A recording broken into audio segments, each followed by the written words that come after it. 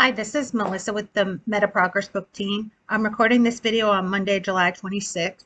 Tomorrow night, July 27th at 11:30 p.m., we are going to have the 21.0 release installed on production. It's already on play. Want to cover a couple of things that are in this release. First thing, in 20.1, you're going to have the option to disable family groups.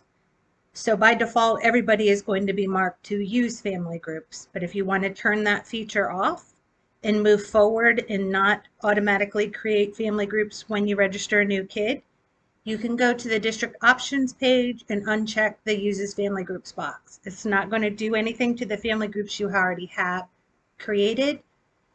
And it will just turn off the new creation of family groups. If you want your family groups totally deleted out of Dazzle, send us a ticket and we'll send that up to state support and they'll delete them for you. Next thing, there are lots of updates to grad points. They've added a ton of industry credential updates. There's a ton of new codes. They've also sped up the nightly recalc of grad points that kicks off for all of our districts. You'll want to check out page 15 and 16 of the release notes for more details on all those industry credentials. Next thing I want to show you, for those of you that do security, on the staff tab, there are a ton of new job functions that do not apply to us. These are for districts using the new SPM product, so you can just ignore those.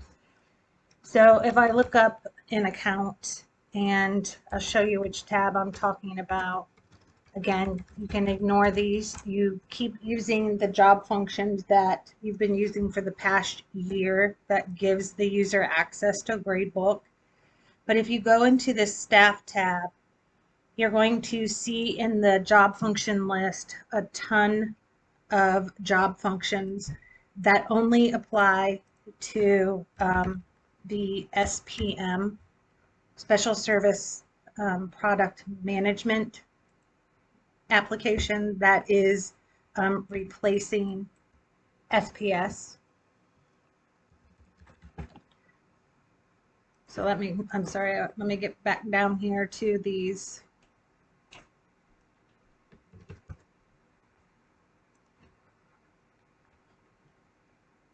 Okay, so then down here, these new job functions. So the SIS ones are at the top, just like they always were.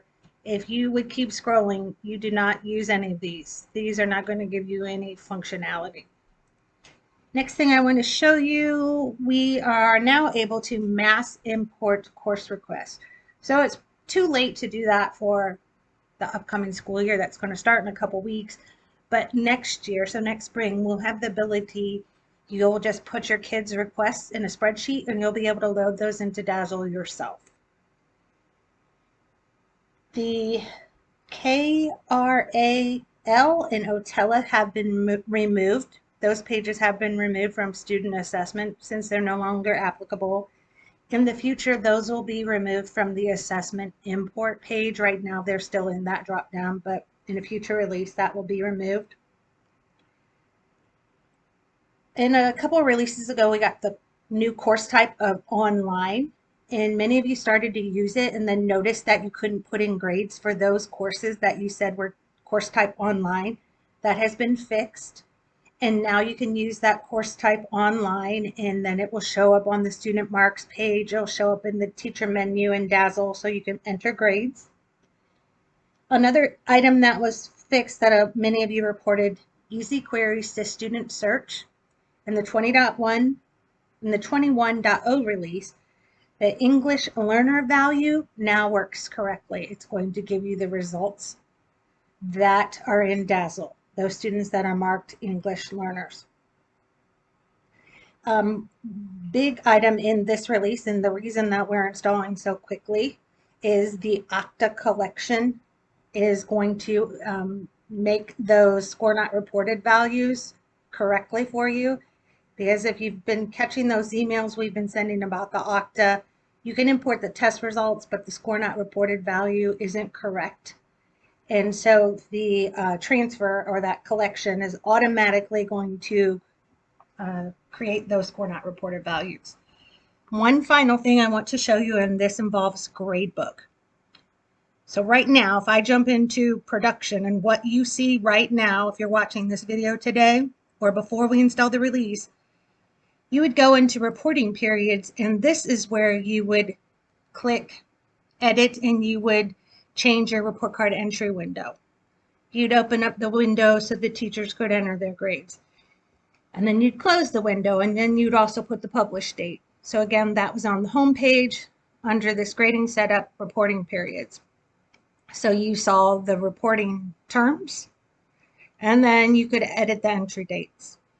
In 21.0, this is what it's going to look like. So if I jump in, this is renamed report card dates, and reporting periods is moved over to annual setup. So reporting periods are usually something you only touch at the beginning of the year, and you edit those dates to make sure that they're correct. So notice there's no more edit. To change the report card entry windows, you're going to go report card dates, and here is where you'll select for the first 9 weeks. Here's the entry dates, and there's the published dates. So it's just renamed for the report card entry, and then the reporting periods has moved to this middle column. If you have any questions about this release or anything you see in the release notes, please send us a ticket so we can clarify.